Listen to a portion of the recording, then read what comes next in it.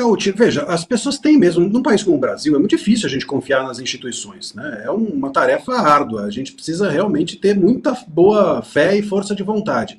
E é ruim isso, né? Se você olha para, por exemplo, as instituições norte-americanas, a gente percebe que o governo sempre, ou as pessoas, sempre estão abaixo, as pessoas estão abaixo do governo e o governo está abaixo do Estado. É assim que a gente precisa entender como funciona. As pessoas não são mais importantes do que o governo, e o governo é aquele que a gente elege, é transitório e é provisório, e o Estado é aquele que fica, é aquela ideia abstrata que é permanente. E aqui no Brasil, as pessoas estão acima do Estado, e o Estado ele está curvado e submetido aos governos. Então não tem como confiar nas instituições se nós temos aqui governos de juízes, se nós temos aqui governos de pessoas e não de Estado, né? A gente viu até há pouco tempo atrás, no enrosco entre STF e Musk e Trump, nós vimos o Itamaraty, que é um órgão de Estado, fazer notinha em parceria com o STF para responder ao órgão ou ao departamento norte-americano. Então a gente percebe como existe uma confusão imensa aqui entre todos esses elementos. Não dá para confiar mesmo. Agora, o governo Lula, ele força a barra e faz isso piorar ainda mais,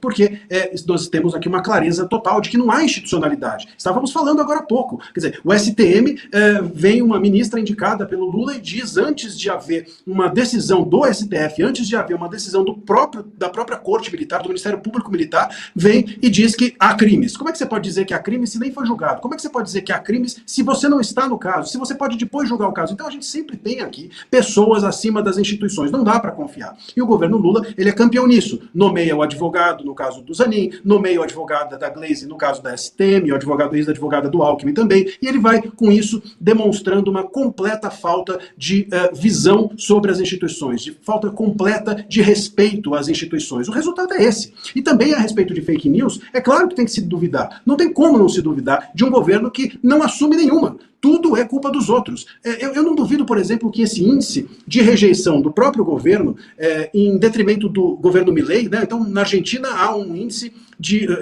nessa mesma pesquisa, a Argentina sobe o índice de credibilidade das instituições. Aqui no Brasil cai. Bom, mas não era o governo Milei que era fascista e o nosso que era democrático? Como é que pode ter lá crença nas instituições? Aqui não. Eu não duvido que o Lula diga que isso é porque o mundo virou fascista. Quer dizer, eles não assumem nenhuma.